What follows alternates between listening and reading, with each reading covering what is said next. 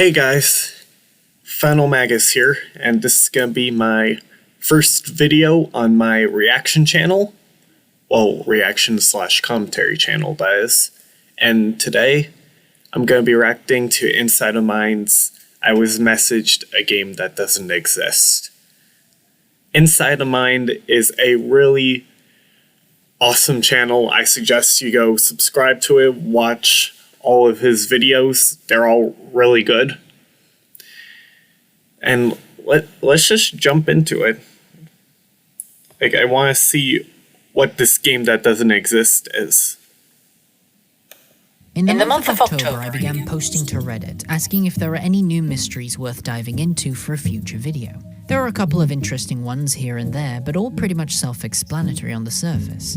That is until I came back a month later and noticed I had an unread message in my inbox. Opening revealed a user claiming to have played a game that doesn't exist. Hey there, I saw you were looking for new ARG recommendations. This literally got released today. I was a beta tester for it. Nice voice casting there. Sounds pretty good. And I really enjoyed it. I'm not gonna say anything else about it. And just like that, a new rabbit hole was emerging. And then this is just his intro. Penguin? Catastrophe Crow. Okay.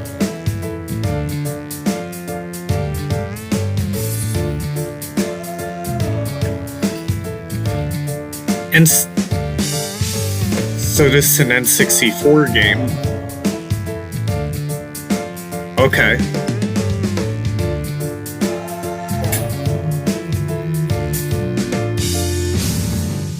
Ta-da!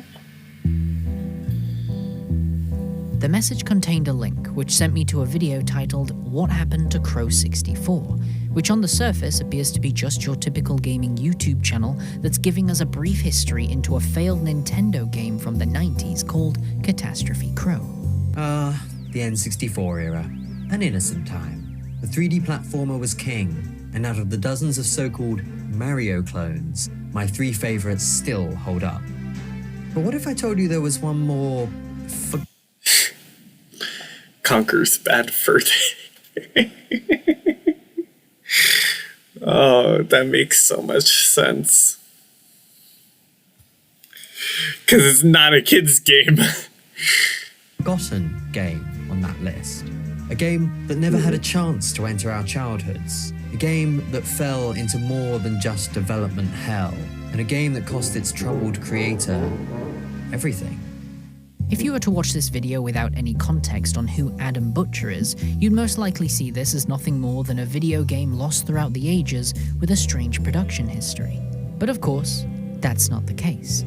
Adam Butcher is not a gaming channel like he's presented himself here.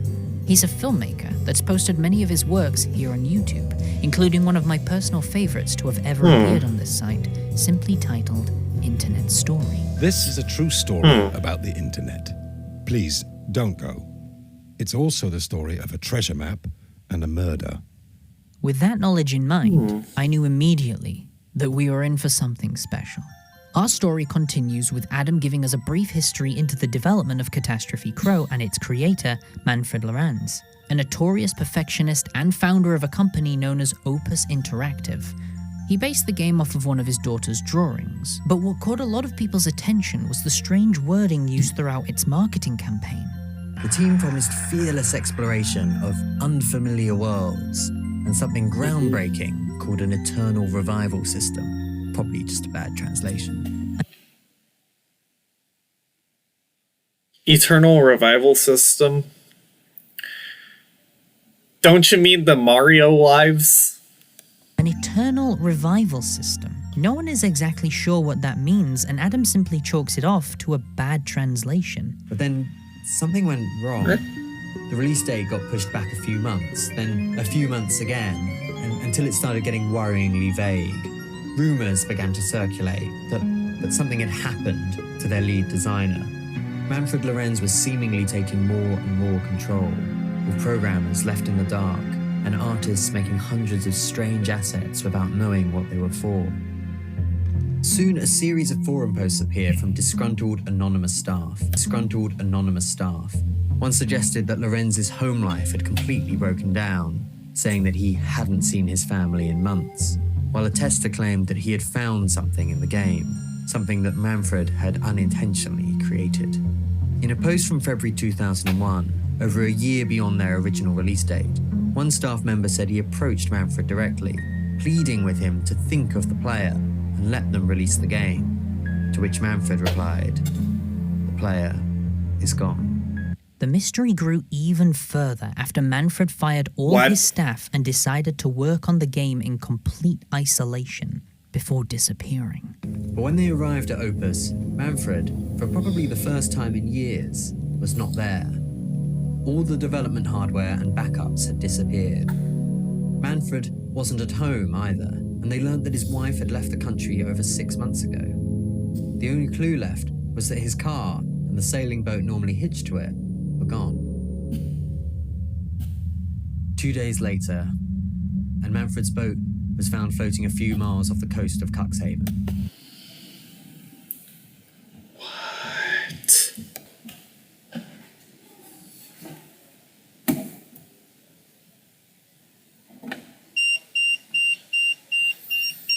Gosh darn it. I'm using my aunt's radiation finder. It detects radiation.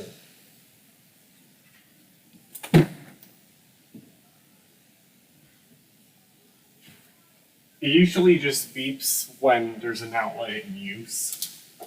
Or, yeah, pretty much. Yeah. Oh yeah, the PS4 is chock full of that. Alright, let's continue this. There was no sign of him or the stolen equipment, only a neat pile of clothes and a note. Addressed to his wife, the note makes no mention of the game or his debts, only that he had finally gone home. No. If we translate the note to English, we get, Marta, you were always in the right, and remain it till the last day. It's impossible to look into people's heads to decode their behavior, to find out why they are so cruel to one. Hang on, there's an app. Both did what we thought was right, and yet we could accuse one another of insanity. You've only taken from me, and I from you, so the world can remain open. My path is set in place. I have finally gone home. The ending line alludes to Manfred taking his own life, and while a lot of the evidence is certainly pointing towards that, if we pay close attention to the numbers on the letter, it's a Virginia cipher that can be decoded into 3 different sentences, the most significant one being, Nils, I'm alive. Catastrophe Crow disappeared with him. So No he one didn't would kill ever play himself. it. After 5 years of development, what the game really was and what had obsessed its creator so relentlessly would remain a mystery lost to the depths. Or so I thought, because since I first began this video, I've been checking eBay every day for any sign of the game. And 2 weeks ago, I found this, what appears to be a genuine development card from Opus Interactive. The seller said he'd found it in his attic, but didn't seem to really know what he had. So I bought it, and now it's here. What might be the only surviving copy of Catastrophe Crow. And we're gonna play it. I believe it should work fine on my PAL N64, and if it doesn't, we'll try something else, but for now I just thought we'd do a playthrough. While the game is booting, a strange layout appears on screen. Users managed to figure out it was a message from the creator, and the letters were scattered across the game. Once finding all letters and attaching them to the message, we get this. I'm sorry I could not be with you in the end. I was too afraid. I ran, and now I'm in hell. One I made myself. I dreamed of you playing this one day, but you never will. Please forgive me, my little crow. Please forgive me, both of you. Dad, this is only for your little brother now. It appears as though this letter was intended for one of Manfred's children, Thea, most likely his daughter. Considering the game was based off of one of his daughter's drawings, it's possible the entire game was designed specifically for her, but reading the opening and ending lines suggest he may have lost her during the production.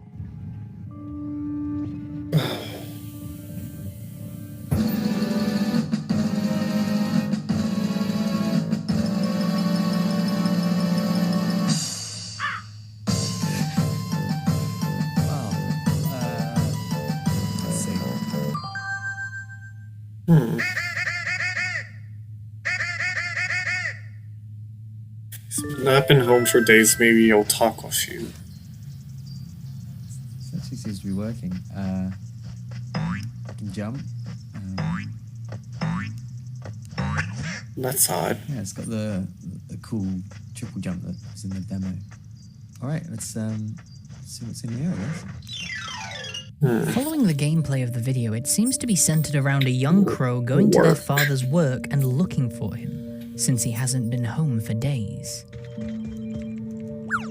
It's kind of Mario-style camera controls.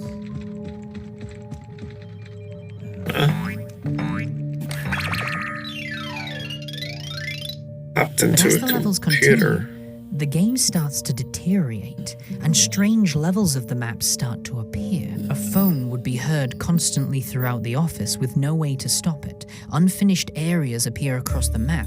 Strange creatures begin appearing and disappearing in the distance with no true explanation as to why. Oh, this is so creepy.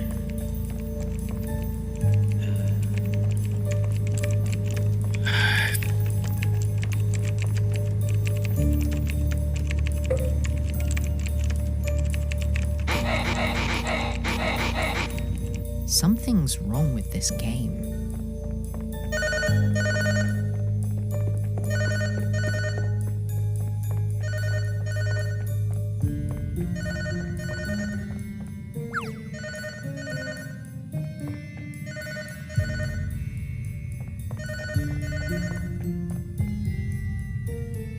Later down the line, Oh, I an don't- invisible wall hidden behind the I don't like that. I don't like that. filing cabinet What leads is to a that? black void. But if we continue walking, we find a boat and another crow. What? No. What? Jumping off with computer equipment in their arms, potentially referencing the alleged suicide the creator had done out at sea. It said in the video that Manfred stole equipment from the company and it was never found. In this game, it seems as though the equipment went to the bottom of the ocean along with him.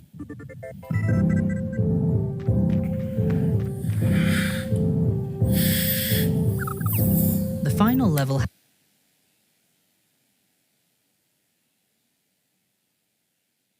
Yikes. Just so you know, I am watching this in the daytime because I don't want to watch it at night. I don't want to have nightmares of this. I'm probably going to end up with nightmares of this. has missing textures. The pathways replaced with pictures of teddy bears, along with a home looking exactly like Manfred's sitting comfortably behind us. By entering the home, our character changes into an older crow with... Oh, there's another ad. Hang on.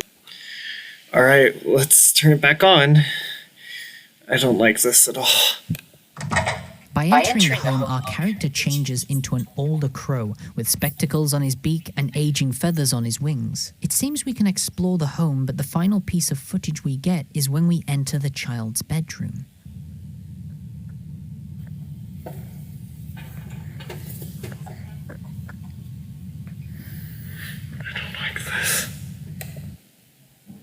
Oh, he's moving slowly. I don't like this. Why does he look sad? I'm gonna grab a blanket. Actually, you know what? I'm moving the laptop to my bed. I'm not comfortable with this. Like, at all. I am not at all comfortable with this.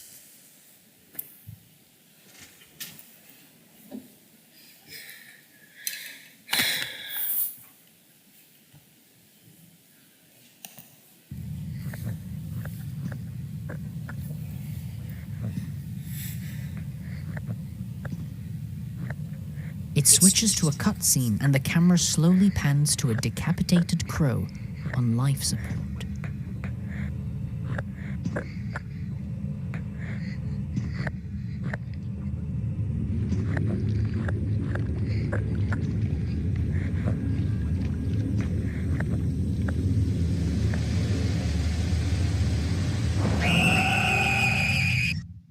The video ends there.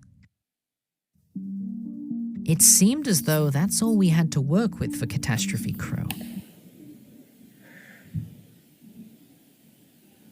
What?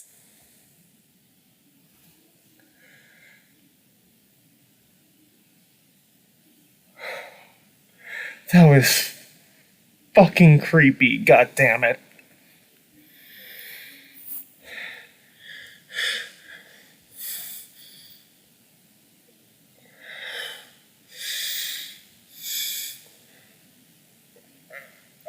Do I want to turn it back on? I'll turn it back on. But then I scrolled down to the comments. One of the first few I read simply posted, "Search Catastrophe Crow on YouTube." And lo and behold, multiple accounts can be found with gameplay footage of Catastrophe Crow uploaded months before this video even appeared on Adam's channel. What? No way. Hang on a goddamn second. Hang on. There's no way. There's no way. No. No. This was here this whole time?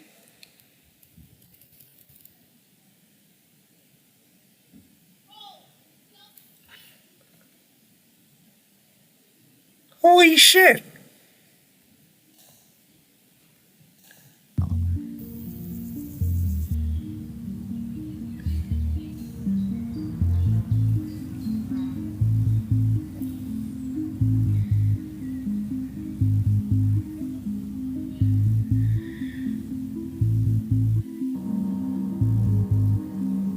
These have just been sitting here, waiting for someone to find them. All videos seem to feature new pieces of information hidden behind codes and strange maps that we hadn't seen in the original video. There are currently two types of codes being used throughout the game: the Virginia cipher, which we already spoke about, and another that the fanbase has called Crow language. Throughout the Let's Plays, there have been some garbled-looking text appearing on screen. People quickly figured out this was Crow language by the video Catastrophe Crow N64 playthrough. At the very beginning,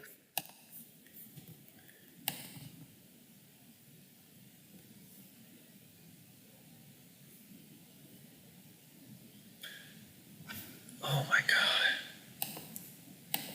we see the pause menu in English, but a few moments later it appears again, revealing nothing but gibberish. By looking at the two screenshots side by side, players were able to decipher what each of these letters stood for in Crow language and could decode future messages within the game. But that's not all we had throughout this rabbit hole. Ultra64 Forever uploaded a video titled End Credits Soundtrack 1995, which is the ending credits for a game Manfred Lorans worked on before Catastrophe Crow.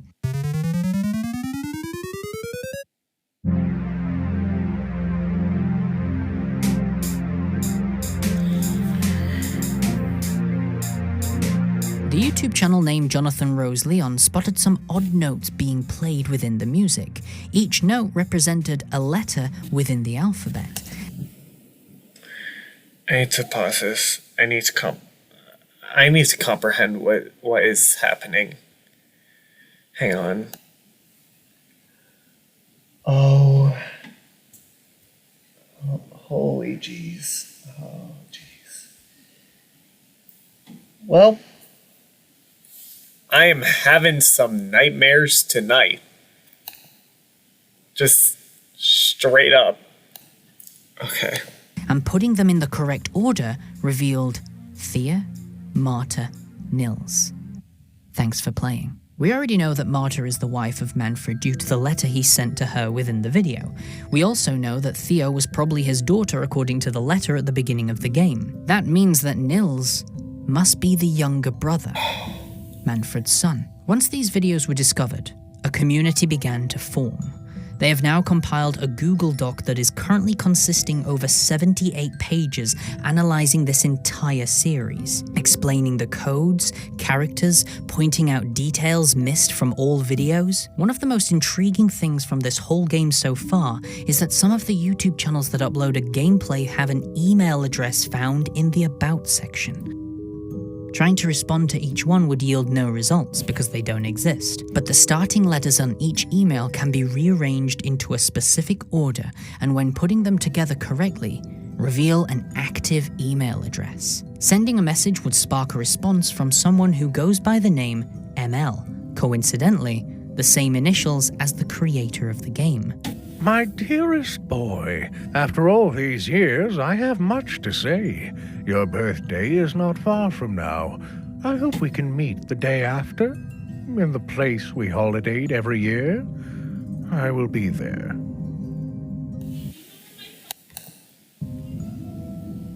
It appears this man is looking for Nils, Manfred's son. Of course, the community wanted more information from this email, so many attempted to impersonate Nils and hoped that Manfred would give us more insight into what exactly was happening. But it appears he cottoned on pretty quickly. I'm sorry. I want to take a leap of faith, but the chasm grows ever wider. There are too many prying eyes. I need proof you are who you say you are. You would not have forgotten your birth date. M.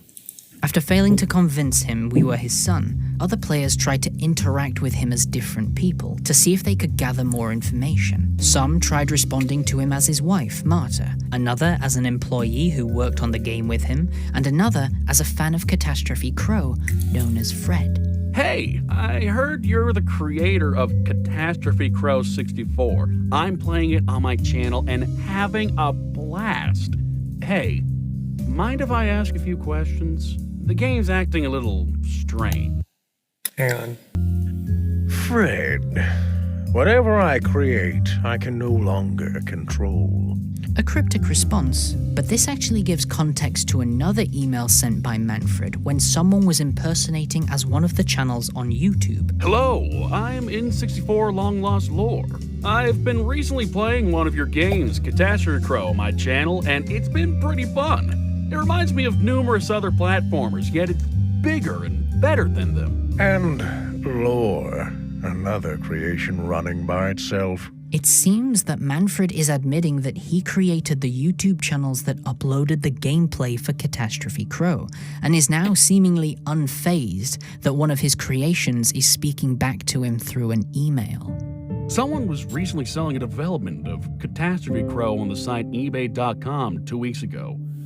For details, it had a label with numerous dates on it on the bottom, and it had Crow written in Sharpie on the top. I was about to buy it, but someone bought it before me, right after I discovered the eBay page, to be exact.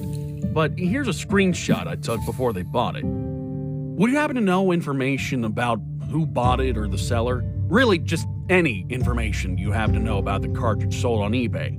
If so, please share the information with me. Thanks. So he never received it. It is all so long ago now. Long lost. It seems as though this game cartridge was specifically designed for someone, most likely his son. But for whatever reason, it ended up in someone's attic and was bought by Adam in the original video.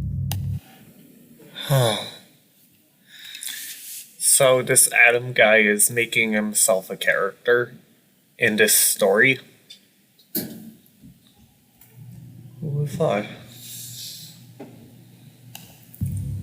So what exactly is going on here? Well, it's hard to say 100% as it is a very new rabbit hole we're diving into, so there will be more information to come in future, I'm sure. But my personal thoughts is that Manfred Lorans began making Catastrophe Crow for his daughter, since it was designed off of one of her drawings, but she tragically died before he got to finish the game, Don't causing show Manfred that. to say Don't show this that. quote, "The player is gone." This caused the production Player is gone. Oh, that's right. If he made the game for his daughter and she died, it makes sense. The player is gone. Oh, now I get it. to take a dark turn. Manfred began forcing his designers to create strange assets without information on what they were for, and in doing so, he mistakenly created something within the game that he didn't want. What exactly that was is unclear, but it could have something to do with what they were advertising at the beginning of Adam's video. The team promised fearless exploration of unfamiliar worlds and something groundbreaking called an eternal revival system. Probably just a bad translation. An eternal revival system. Was Manfred trying to bring his daughter back by creating some kind of reviving system within the game? But by doing so, he made something else on accident? This also leads into the mysterious death of Manfred. A lot of evidence was pointing towards him committing suicide, but yet he seems alive and well according to the emails. Could it be that because he took the game equipment with him to the bottom of the ocean, the eternal revival system he added in brought him back to life? It's all speculation, of course. I don't have any concrete answers, but if you would like to know more information, I highly encourage you to support Adam Butcher by watching the original video yourself and leaving a comment.